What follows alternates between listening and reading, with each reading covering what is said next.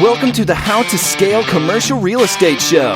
Whether you are an active or passive investor, we'll teach you how to scale your real estate investing business into something big.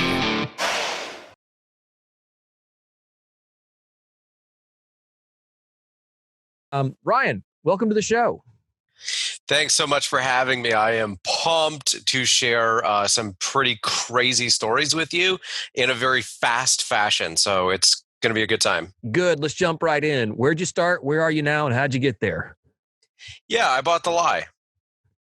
It's plain and simple.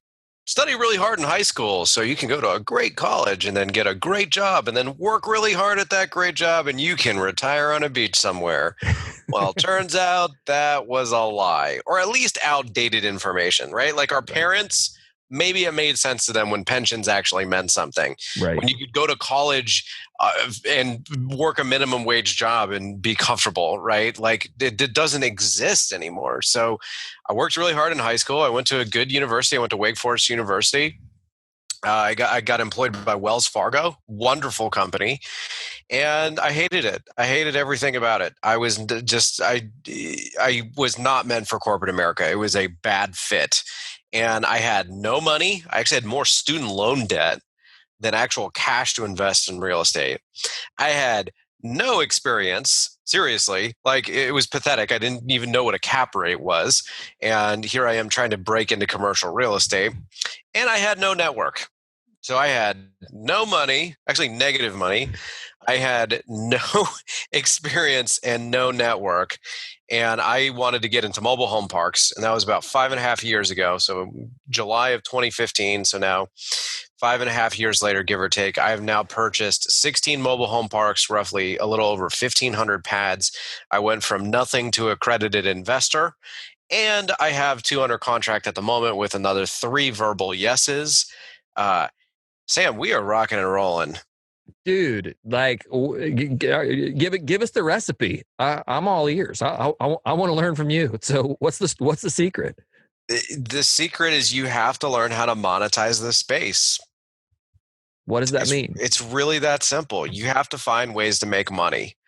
And to me, so I want to credit my friend Andrew Keel for giving me this nugget. He said every commercial real estate deal has 3 legs. Number 1, you got to find someone who owns a piece of property who is willing to show up and sign the deed over to you. Number 2, in exchange, this person wants a big fat check or at least a lot of money in their bank account, right? So in other words, number 2, you got to have money. And then number 3, you got to actually operate the dang thing. So what I realized with no money and no experience is that I could do 2 out of the 3 of those. I could bring a willing seller to the table because I had sales experience. I was a salesperson for 4 years and I loved it and I was skilled at it. So I realized I could do that. There was value there. And I also realized that I could go and operate a mobile home park because here's another wonderful quote. Everybody loves to talk about and actually make the babies, and people start disappearing really fast when it's time to raise the baby. And it turns out, as cool as that line is, oh, hey, you make all your money at the signing table. Yeah, that's true if you can execute the business plan. Right. If you don't execute the business plan, you have nothing. Right. So what I realized is I could actually monetize several things along the value chain. First off, getting someone to actually sell you a mobile home park, raising money. If you raise money, that's creating value right there. If you have a bank relationship and you can save on the interest rate or this, that, and the other thing, sign for recourse, that's value. If you're willing to go literally live in a mobile home park to chase your dream like I did, that's value. So you don't have to have money. Don't let that be an excuse. You can do it too. I am not that special, I promise. You can do it too. Everybody listening. That's awesome. So what was your first step? You said, hey man, you heard about mobile home parks. I want to get into that space. I'm just not particularly brilliant. So I would probably just stare at the sky for a while and go, crud. Now what? So what'd you do? Easiest and hardest thing is just in 2 words, know thyself. You have to know yourself extraordinarily well. And it's the easiest thing in the world to go, oh, dude, skip that step. Skip. I know myself. What are you talking about? Sure. I'm 33 years old as of this recording, and literally last week I learned a huge thing about myself that I didn't even know. I tend to ruminate on little things that make me angry, that kind of like, so for example, I have a delay in getting a permit to move a mobile home. I get angry. I think about it for hours. I have arguments with the silly bureaucrats who don't want to do their jobs in my head.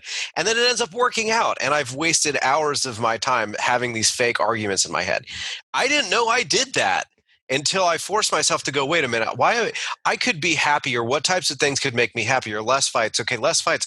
Am I really getting into fights? No, I'm not. I'm getting into fights up here. And I'm 33 years old. It took me that long to realize that. There are things, people listening in, that you are doing that you don't know about yourself that are preventing you from getting to where you're going. And now here's the thing. The more crisp and clear that you are with who you are and where you're going, the easier it is to say no to things. Because the biggest excuse that I hear is, oh, deals are too expensive. No, they're not. Okay. The right deals are out there, but and to everybody else, they'll seem like they're overpriced, but to you, for your strategy, they won't be if you pull off the business plan. But it all comes back to this: know thyself. If you know exactly what you want, who you are, what you like, what you're good at, what you hate, what's going to de-energize you and make you want to quit, so you can outsource that and spend your time over here and be efficient with it. That is the foundation that you have to build on. And here's the thing that makes it hard beyond just going, oh, I already know myself, and just convincing yourself that you don't. The next biggest difficult part about that is asking yourself really, really tough questions like, am I actually really good? Am I actually really talented? Am I just being an arrogant SOB? Or like, being really honest with yourself is really tough if you don't have a strong ego. And you've got to be that way, because if you're working a full-time job, trying to bust into real estate full-time, you have to be extremely efficient with your time. The best way to do that is to know exactly who you are and where you're going so you can make quick decisions. Right. So developing a game plan, not just for your business, but also for your own personal life, it sounds like was a key part of your strategy. That's fantastic. Yeah. And I hear that over and over. We always hear that, hey, let's focus on where do you want to go? I mean, without picking a point on the map that you're heading to, you're going to end up just driving randomly and never actually moving towards a destination. So knowing yourself, that's fantastic. So you went out and you said, all right, now I know myself. I've got a pretty good idea of where I want to go. What's next? What's next is you formulate a strategy. You are rigid on that strategy so you can make quick decisions, and then you allow some flexibility to pivot in time. So basically, it took me 14 months to buy my first mobile home park, and we've been closing, say, 2 to 4 or 5 deals per year ever since then. And my strategy is insane. I am literally only looking in probably 4 states, major cities. So call it less than 10 cities. It has to be in a major city. And so like Charlotte, Atlanta, Asheville, and it needs to be at a reasonable price, which sounds impossible, especially because there's not a lot of mobile home parks. But now I'm at the point where, we've had 9 deals under contract so far this year. Wow. All in, almost exclusively in major cities. So anybody who wants to tell me like, oh, it's, stuff is priced too high. Stuff is not priced too high. My strategy is really specific, really unique, and I've grinded out leads for quite literally years. It seems like you could, in 4 years, you could almost have the address of every single mobile home park in all of those cities. Yes. So at this point, who's coming to the table that you haven't already talked to? Funny story. I'm actually negotiating on a deal right now. I am one of 2 bidders, and I got a call from a broker friend of mine going, dude, I got a great deal for you. And I was like, oh, it's blah deal, isn't it? And he's like, how did you know? And I was like, because I'm one of those bidders. And he's like, oh, well, I guess the other bidder just called me and wants me to assign this contract. I was like, interesting.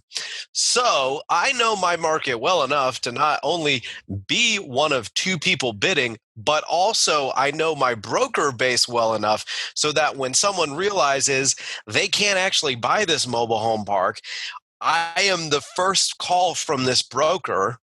And now I've got great information and I can hold strong on my price because I have intel. It's like they literally call this legal insider trading. Sure. Real estate is a legal insider trading business. And Right. what I mean by that is I have information that is valuable now because I'm not trying to buy mobile home parks across the country. I'm not trying to buy anywhere in rural, secondary, or primary markets. I have a very specific strategy. There's only about 300 to 500 mobile home parks that I even want to buy, that I'd Wow. even consider.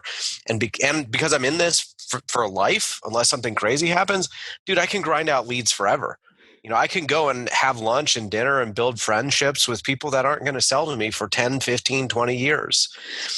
I'm going to be the first call. But the thing is, people want it and they want it now. And they don't want to go and know thyself and formulate a really specific strategy. So while I have a very tight bullseye, and I can grind out these leads and have competitive insider information, I'm going to beat most people. I just am. That's the recipe for success.